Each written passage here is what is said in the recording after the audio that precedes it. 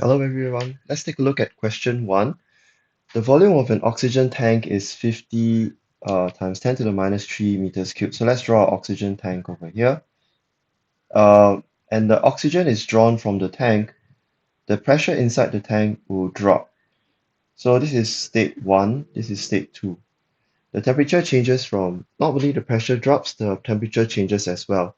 So there are three things that change, okay, pressure, temperature, and number of moles. Assume that oxygen behaves as an ideal gas. Calculate the amount of oxygen withdrawn. So the trick with PV-nRT questions is often to write PV-nRT multiple times. So we can always do this by writing PV equals nRT. So we write 21.4. The pressure is 21.4 atmospheres, but one atmosphere is about 100,000 pascals. All right, so we also multiply by the volume of the tank. This will be equals to N1, R is 8.31, and temperature 1 is actually equals to um, the 273 plus 30. Now, so this allows us to solve for N1, and N1 is going to be 42.9 moles. Now we can do the same for state 2. Now in state 2, the pressure has dropped to 7.8 atmospheres, but the volume remains the same because this is an oxygen tank, and we know that the oxygen tank is not going to change any its volume.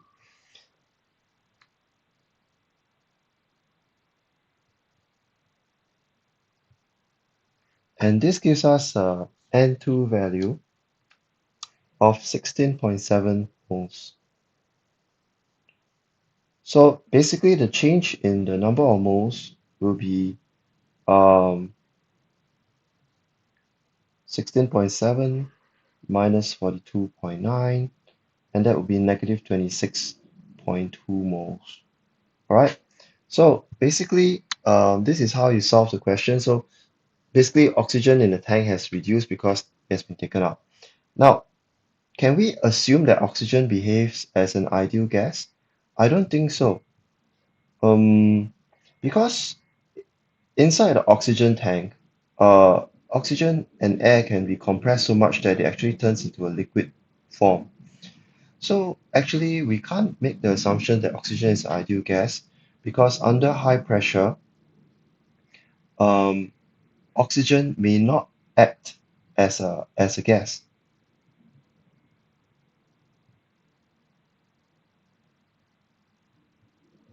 So if the gas can liquefy, then definitely it's not an ideal gas. So that's question 1. Now let's take a look at question 2.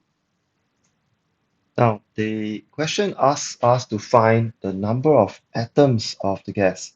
Now, if you wanted to find the number of atoms of the gas, we have to use this equation instead. PV equals to NKT, where N is the capital N, which refers to the number of molecules. An ideal gas, now the next thing to note is that the volume is not in meters cube, it's in centimeter cube. So we need to convert this into meter cube. Now, how do we convert centimeter cube into meters cube? 1 cm cube is actually 10 to the power minus 2 meters cube. So that would be actually 10 to the minus 6 meters cube. Okay, so the rest of the question is pretty straightforward. So the number of atoms or molecules in the container will be 2.8 times 10 to the power 23. Now, atoms of a real gas have a diameter of 1.2 times 10 to the minus 10. Estimate the volume occupied by this number of atoms of the gas. Now, we always assume that atoms are spherical in shape, so the volume will be 4 over 3 pi r cubed. A diameter of 1.2 times 10 to the minus 10 means that the radius will be 0.6 times 10 to the power of minus 10. So we're going to actually calculate the volume of all of these atoms of the gas. Now you can see from the calculation that the total volume of the gas, molecules or atoms themselves is extremely tiny. Okay, so let's take a look at part 2. By reference to your answer in 1, suggest the whether the real gas does approximate to an ideal gas. So one of the things that is the required assumption for a real gas to approximate of an ideal gas is the fraction of the volume of the container that is occupied by the gas molecules. So how do we find the fraction of the container that is occupied by the gas molecules? So that will be 2.253 times 10 to the power minus 9 divided by the volume of the container, which is 4.5 times 10 to the power of minus 3. And this gives us a fraction that is about 5.63 times 10 to the power of minus 5. So now we can make a conclusion. So remember that one of the requirements is for the total volume of the gas molecules to be very small compared to the volume of the container. Now, what are the other assumptions of the ideal gas? Number one, uh, for the approximation of a real gas to ideal gas. Now, the other assumptions are that the temperature is high and that the pressure of the gas is low. So temperature is high, pressure of gas is low. We can also say that the density uh, of the gas in the volume or in the container is also low. Right? Basically, the gas has no chance to liquefy or solidify. Okay, so this is how you can approximate a real gas into an ideal gas. And now let's take a look at question 3. Helium may be assumed to be an ideal gas. Show that the mass of one atom of helium is 6.6 times 10 to the power of minus 27 kilograms. So how we do this is that we can use this calculation over here. Now the mass is 4, so the mass of one atom will be 4 times of U. And since U is 1.66 times 10 to the power of negative 27 kilograms, that gives us a value of 6.64 times 10 to the power of negative 27 kg. This is the shortest way to do it. Now, the other way that you might be remember to do it is that the molar mass of helium is 4 gram per mole. And so if that's the case, then one atom mass will be 4 grams divided by Avogadro's number, 6.02 times 10 to the power of 23. And that's going to give you pretty much the same answer. Also 6.64 times 10 to the power of negative 27 kilograms. So I prefer the first method. It's much easier. Now, calculate the root mean square speed of a helium-4 atom at a temperature of 27 degrees Celsius. In order to do this question, we must first know that the average kinetic energy of a helium atom is related to the Kelvin temperature by this formula, half mc squared is equal to 3 over 2 kT, where c squared is the mean square speed.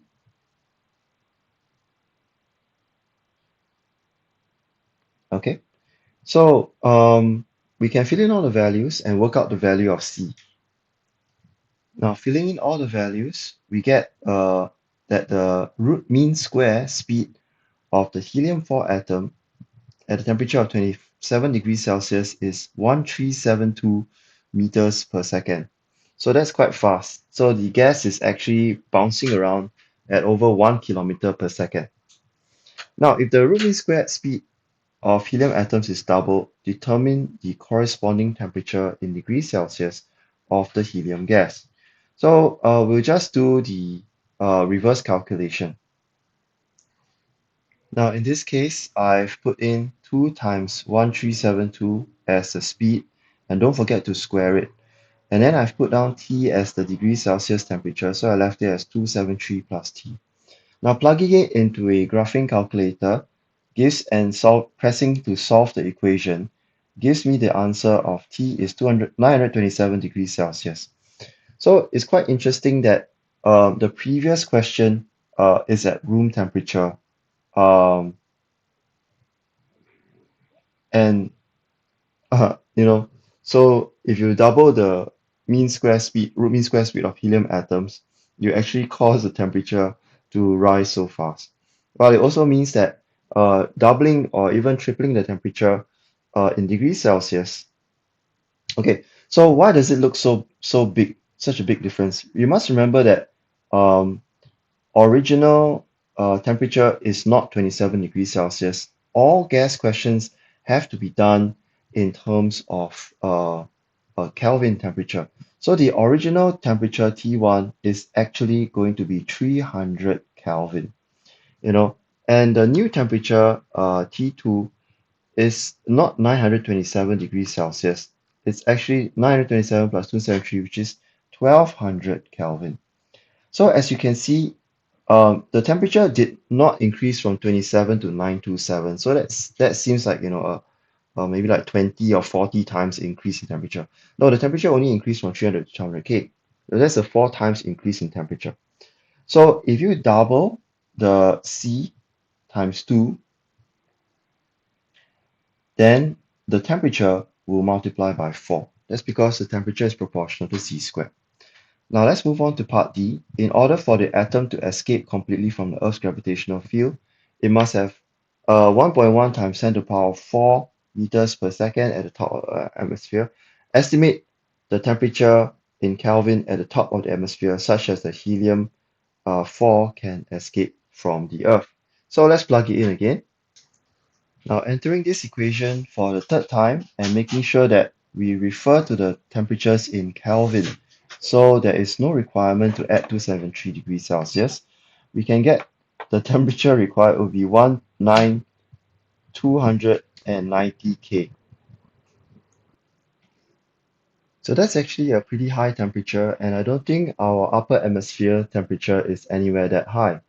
It suggests why some helium-4 atoms will escape at temperatures below that calculated in the part 1. Now remember that temperature is actually based on the average kinetic energy of the molecules. And average means that there's actually a Boltzmann distribution of velocities above and below that temperature. If you take a look at this graph over here, and those of you who are taking chemistry will know that the velocity of molecules is distributed in what's called a Maxwell-Boltzmann velocity distribution, where there is a root mean square velocity over here. Now, this root mean square velocity is not the peak velocity, it's not the highest number of molecules having this velocity, but a kind of average value of the velocities of the molecules. Now, this is the velocity that's used to determine the thermodynamic, that's related to the thermodynamic temperature of the gas.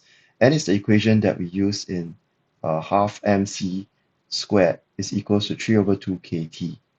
Although this is oxygen, so this formula does not really apply for oxygen, uh, right? But nevertheless, this is a good example of how some molecules can have much higher velocities than the root mean square velocity. So example over here, this molecule actually has a velocity of 1200 meters per second, whereas the root mean square velocity is only 500 meters per second. So the answer to this question is that since the velocity of molecules is distributed around the root mean square speed, some molecules will have sufficiently high velocity to escape, even if the temperature is below that calculated in the part 1. And that's question 3. Let's take a look at question 4. An ideal gas comprising single atoms is contained in a cylinder and has this volume and this pressure. We are told that the total mass of gas is 3.2 kilograms to calculate the root mean square speed of the atoms of the gas. Now this question makes use of the formula P is equals to 1 over 3 nm over V c squared. let's take a look at what these variables mean. The n is the number of the molecules of the gas. The m represents the mass of each molecule, and v is the volume, and c squared is the velocity. Now, I tend not to use v for the velocity because students very often get the two v's confused, capital or small v. So let's take a look more at what n times m actually means. Now, if the molecule's number is capital N and the mass of each molecule is small n, then n times n is actually the mass of the gas. So this mass of gas has been given to us as 3.2 kilograms, so we can plot that into the equation directly.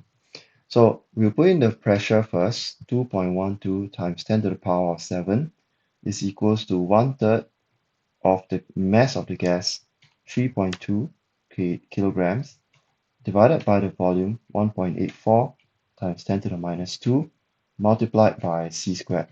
And that allows us to find the root mean squared of the molecules.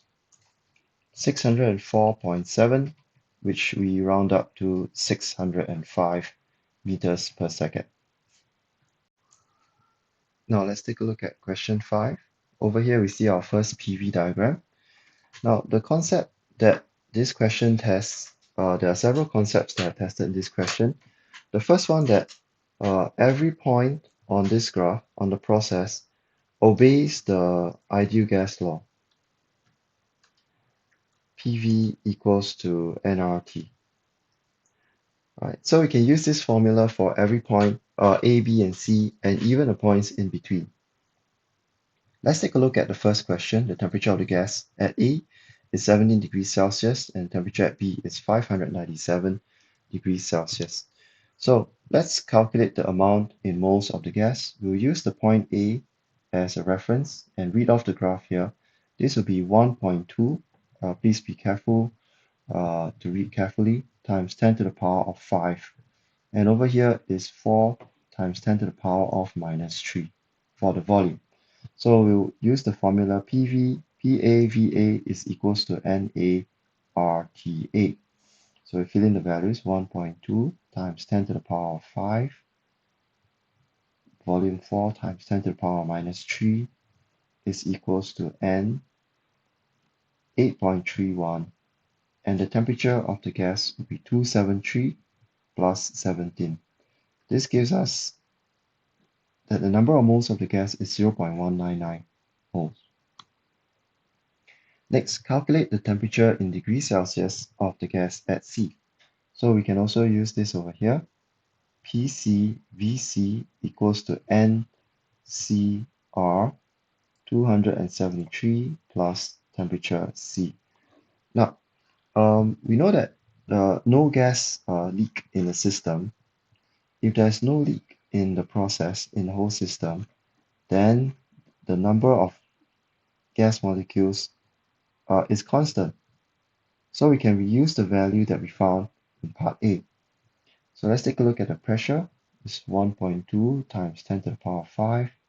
The volume, read very carefully, it's 7.75, not 7.7. It's a bit hard to draw over here. So that'll be 7.75 times 10 to the power minus 3 is equals to 0.199, 8.31, and 273 plus Tc. So the temperature at C in degrees Celsius will be 289 degrees Celsius. Now explain whether there's a change in internal energy of the gas in a process B to C. Let's take a look. The temperature at B is 597 degrees Celsius, and the temperature at C is 289 degrees Celsius. Now, since there's a change in the temperature of the gas, so there's also a change in internal energy of the gas. So I say yes, the temperature changes from 597 degrees Celsius at B to 289 at C. And so in an ideal gas, the internal energy is proportional to the temperature. So thus the internal energy changes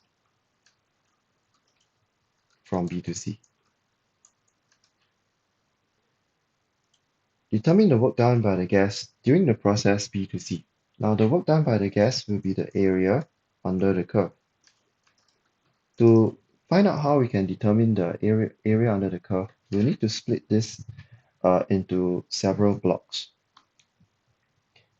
Now, first of all, I'll split the blocks like this. Uh, for every big grid square, so it will be one, two, three blocks, and a little bit over here. This 7.75. It's not a full grid square. This is the area under the graph, not inside the triangle, but stretching all the way to the x-axis. Now I'll read off the graph. This is 3.6. Okay, over here this is 2.5. I'll read off over here to the nearest half square. This will be 1.5, 1.5, 1.6, 1.7, 1.85. So this will be 1.85, 825 over here. All right, and this one can just barely read it. It should be 1.4, and this one over here is 1.2. So what I'll do is I'll find the area under the curve using this trapezium equation.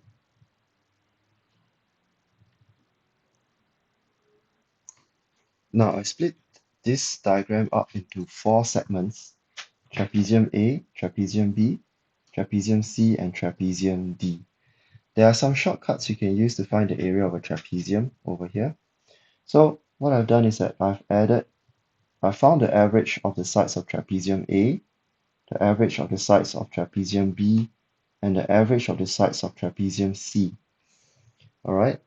But trapezium D is irregularly shaped, so I had to add it on the outside. It's trapezium D.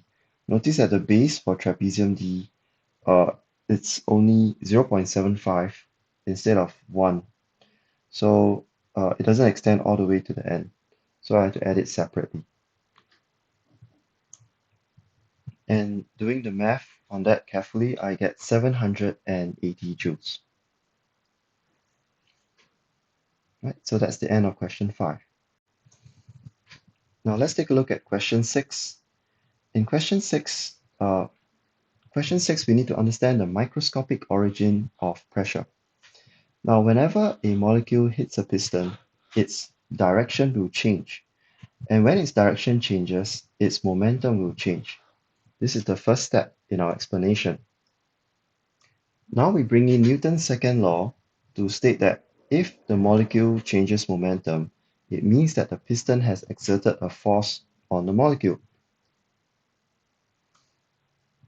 And if the piston exerts a force on the molecule, then by Newton's third law, the molecule must exert an equal magnitude force on the piston in the opposite direction. Now this is just for one molecule. What about for all molecules? And so bringing it back to the total change in momentum, the sum of the momentum changes of all the molecules hitting the piston per unit time is proportional to the force on the piston. So in this question, we actually had to bring in Newton's second law and Newton's third law as well to explain how the collisions of the gas molecules give rise to pressure. Next question, the gas in the cylinder has a volume 1.6 times 10 to the minus 3, temperature of 30 degrees Celsius. Clearly this must be changed to Kelvin. The gas is heated to 90 degrees Celsius and expands under a constant pressure to 1.1 times 10 to the 5 Pascal. Explain in terms of the force produced by the molecules of the gas how the pressure remains constant as the volume increases. Because we generally believe that as the volume increases, the pressure should fall. Now, when the volume of the container increases, the gas molecules have to travel a longer distance between collisions with the piston wall. So as the volume increases, the distance traveled by molecules between collisions will increase, and by right, this should make the collisions less frequent and therefore result in less force. However, we know that the gas temperature has increased, and since the average kinetic energy of the ideal gas is proportional to its temperature, this means that the molecule's average kinetic energy and root mean square speed has also gotten faster. Now, a faster speed means that even if the volume increases, you can cover that volume in the same amount of time. So when you are moving faster, when you hit the wall, there's also a greater force exerted on the piston wall. So when your speed increases, the momentum change of the molecules hitting the piston is larger, leading to a greater force per collision. Now, so in this situation, the two effects cancel out, leading to a constant force on the walls. So although the molecules hit the piston less frequently, but each collision carries greater force, meaning that there will be no change on the force on the piston and no change in pressure. So this question is actually very long, and that's why it's a 3-mark question over here. There are 3 parts that you need to talk about. As the volume increases, the distance traveled by molecules will increase and makes the collisions less frequent. However, the temperature of the gas increases, so the average kinetic energy and root mean square speed of the molecules increases since the average Ke of the molecules is proportional to the temperature. The momentum change of the molecules hitting the piston is larger, so there is greater force per collision, and these effects cancel out. Okay, so calculate the volume of the gas at 90 degrees Celsius. Now, to do this question, since we are not given enough information, we must use the relationship that P1 V1 over NT1 is a constant value. Okay, so let's fill in the details here. The initial volume is 1.6 times 10 to the power minus 3, and the initial pressure uh, is the same on both sides. So P1 and P2 are the same. And then we also know that since this is a sealed piston, so the number of moles of the gas doesn't change. Okay, because now we know that it's a constant pressure and a constant amount of gas. So this means that the volume 1 divided by temperature 1, 273 plus 30, will be equals to the volume 2 divided by temperature 2, 273 plus 90. This leads us to the volume 2 of 1.92 times 10 to the power of minus 3. Now, calculate, sorry, this is meters cube, cubic meters. So calculate the work done by the gas. Now, this is an isobaric expansion. So in an isobaric expansion, the work done by the gas will be equals to the pressure multiplied by the change in the volume. So in this case, the work done will be pressure 1.6, sorry, the pressure is 1.1 times 10 to the power of 5 multiplied by the change in the volume 1.92 minus 1.6 times 10 to the power minus 3. That will be a 35.2 joules. And that's the end of question 6.